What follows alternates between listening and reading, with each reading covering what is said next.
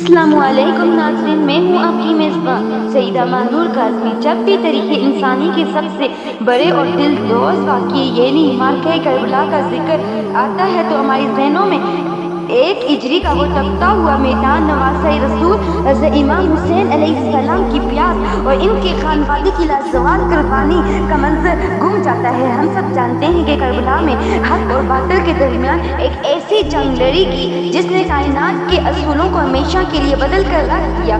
مگر کیا آپ جانتے ہیں کہ کربلا کا میدان صرف انسانوں کی جنگ کا گواہ نہیں تھا؟ کیا آپ نے کبھی سوچا ہے کہ جب نواسۂ رسول صلی اللہ علیہ وآلہ وسلم پر تلواریں تانی جا رہی تھی تو اس وقت کائنات کی دوسری مخفی مخلوقات یعنی جنات، فرشتے اور وہ مخلوقات جن کا ذکر عام تاریخ کی کتابوں میں بہت کم ملتا ہے، وہ کہاں تھی؟ اور سب سے بڑا سوال جو آج کی ہماری اس خصوصی ویڈیو کا موضوع ہے، کیا کربلا کی اس تپتی زمین پر انسانوں اور جنات سے بھی پہلے کوئی مخلوق آباد تھی؟ کیا کربلا کی مٹی کا رشتہ کائنات کی آغاز سے جڑا ہوا ہے؟ آج کی اس تفصیلی دستاویزی ویڈیو میں ہم اسلامی تاریخ، احادیث کی روشنی اور روایات کے ایسے خفیہ الٹنے جا رہے ہیں جنہیں سن کر آپ کے رونگٹے کھڑے ہو جائیں گے۔ ویڈیو کو آخر تک لازمی دیکھیے گا کیونکہ آج کربلا کی حقیقت ایک بالکل نئے زاویے سے آپ کے سامنے آنے والی ہے۔ کائنات کا آغاز اور جنات سے پہلے کی مخلوق۔ ناظرین، روایات اور کچھ قدیم اسلامی تاریخ دونوں، جیسے علامہ ابن کثیر نے اپنی کتاب البدیہ والنہایہ میں ذکر کیا کہ اس زمین پر انسانوں کی آمد سے ہزاروں سال پہلے جنات کو بسایا گیا تھا، اور جنات سے بھی پہلے کچھ ایسی مخلوقات کا تذکرہ ملتا ہے جنہیں بن اور ہن یا تم اور رم کہا جاتا ہے۔ یہ ایسی مخلوقات تھی جو زمین پر بستی تھی، مگر انہوں نے اس قدر فساد برپا کیا کہ اللہ پاک نے فرشتوں کے ذریعے انہیں جزیروں اور پہاڑوں کی طرف دھکیل دیا اور پھر زمین کا کنٹرول جنات کے پاس آیا۔ مگر یہاں ایک انتہائی دلچسپ اور حیران کن نقطہ سامنے آتا ہے۔ روایات کے مطابق زمین کے کچھ خطے ایسے ہیں جنہیں کائنات کی تخلیق کے وقت ہی ایک خاص مقصد کے لیے چن لیا گیا تھا، اور انہی خطوں میں سے ایک خطہ کربلا کا ہے۔ کہا جاتا ہے کہ جب زمین پانی پر تیر رہی تھی اور مٹی کو الگ کیا جا رہا تھا تو کربلا کی مٹی کو ایک الگ اور خاص مرتبے کے ساتھ تخلیق کیا گیا۔ یہ وہ زمین تھی جس نے آگے چل کر کائنات کی سب سے بڑے امتحان کی میزبانی کرنی تھی۔ یہی وجہ ہے کہ انسانوں کی آبادی سے بھی پہلے جنات کے دور میں اور اس سے بھی پہلے کی مخلوقات کے زمانے میں یہ خطہ ایک پرامن اور مقدس جگہ کے طور پر جانا جاتا تھا جہاں کائنات کی مخفی مخلوقات اور اللہ کی عبادت کیا کرتی تھی۔ انبیاء کرام علیہ السلام اور زمین میں کربلا کا رشتہ۔ حضرت امام حسین علیہ السلام کے کربلا پہنچنے سے ہزاروں سال پہلے دنیا کے بڑے بڑے انبیاء کرام اس زمین سے گزرے۔ تاریخ بتاتی ہے کہ ہر نبی جب اس زمین سے گزرا تو یہاں غیب کی مخلوقات نے ان کا استقبال کیا اور انہیں آنے والے واقعے کی خبر دی۔ حضرت آدم علیہ السلام جب زمین پر آئے اور گھومتے ہوئے کربلا کی زمین پر پہنچے تو اچانک انہیں شدید غم کا احساس ہوا اور ان کے پاؤں سے خون بہنے لگا۔ انہوں نے بارگاہ الہی میں عرض کیا، یا اللہ، کیا مجھ سے کوئی گناہ ہوا؟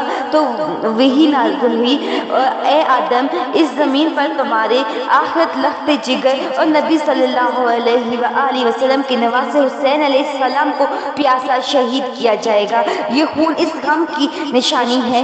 وہاں موجود غیبی مخلوقات اور جنات نے حضرت آدم علیہ السلام کے ساتھ مل کر نوحہ کیا۔ حضرت نوح علیہ السلام جب ان کی کشتی طوفان نوح کے دوران پوری دنیا کا چکر لگا رہی تھی تو جیسے ہی وہ کربلا کے اوپر سے گزری، کشتی ڈگمگانے لگی اور غرق ہونے کا خطرہ پیدا ہو گیا۔ حضرت نوح علیہ السلام نے اللہ سے دعا کی تو جبرائیل علیہ السلام امین نازل ہوئے اور بتایا کہ یہ وہ مقام ہے جہاں رسول خدا کے نواسے کو شہید کیا جائے گا۔ حضرت ابراہیم علیہ السلام جب اس زمین سے گزرے تو ان کا گھوڑا ٹھوکر کھا کر گرا اور آپ زخمی ہوئے۔ وہاں کے پرندوں اور غیب کی مخلوقات نے آپ کو بتایا کہ یہ زمین مظلوم کربلا کی ہے۔ اس سے ثابت ہوتا ہے کہ کربلا کا واقعہ اچانک نہیں ہوا بلکہ کائنات کی ہر مخلوق ہر دور میں اس زمین کی مہمانی اور اس کی تقدس سے واقف ہے۔ ہیں اس اصل واقعے کی طرف جس کا نقشہ اس تصویر میں کھینچا گیا ہے۔ 10 محرم 1 ہجری جب امام حسین علیہ السلام اپنی مٹھی بھر ساتھیوں کے ساتھ لاکھوں کے یزیدی لشکر کے سامنے کھڑے تھے، پیاس کا عالم تھا، خیموں میں بچوں کی چیخیں تھیں اور یزیدی فوج تیروں کی برسات کر رہی تھی۔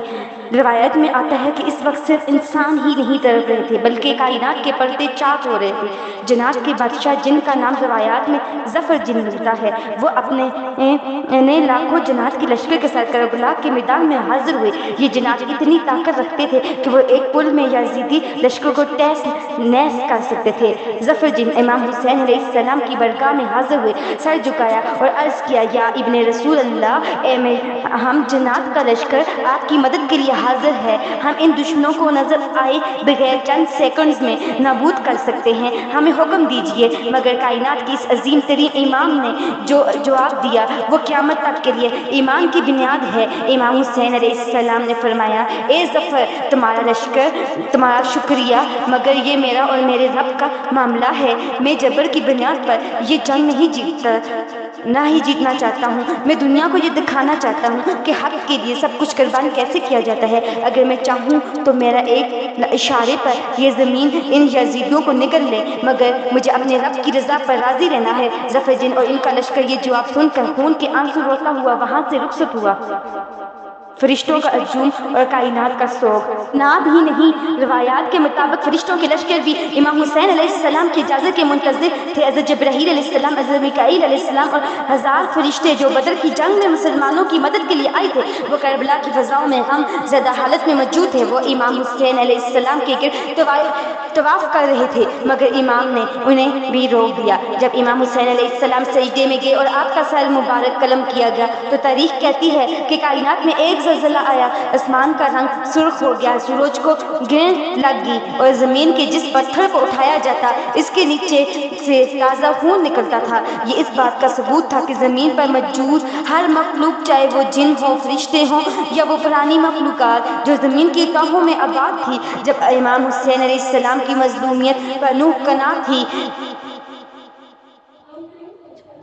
ناظرین، کربلا کا واقعہ صرف ایک سیاسی یا خاندانی جنگ نہیں تھی، یہ کائنات کے آغاز سے طے شدہ ایک ایسا معرکہ تھا جس میں حق کو ہمیشہ کے لیے فتح یاب ہونا تھا، چاہے انسان ہو، جنات ہو یا ان سے پہلے کی مخلوقات۔ کربلا کی مٹی ہر ایک کے لیے ایک درسگاہ ہے۔ امام حسین علیہ السلام نے سجدے میں سر کٹا کر یہ ثابت کر دیا کہ سچا ایمان کسی بھی غیبی مدد کا محتاج نہیں ہوتا، وہ صرف اور صرف اللہ کی رضا کا طالب ہوتا ہے۔ امید ہے آج کی یہ تفصیلی اور دستاویزی ویڈیو آپ کو پسند آئی ہوگی۔ اس معلوماتی اور سچی تاریخ کو اپنے دوستوں اور فیملیز کے ساتھ لازمی شیئر کریں۔ کمنٹ سیکشن میں اپنی رائے کا اظہار ضرور کریں، اور اگر آپ نے ابھی تک ہمارے چینل کو سبسکرائب نہیں کیا تو ابھی سبسکرائب کر کے بیل آئیکن دبا دیں تاکہ ایسی ہی ایمان افروز اور تاریخی ویڈیو آپ کو ملتی رہے۔ میں تھی آپ کی میزبان سعیدہ ماہنور کاظمی۔ اللہ حافظ۔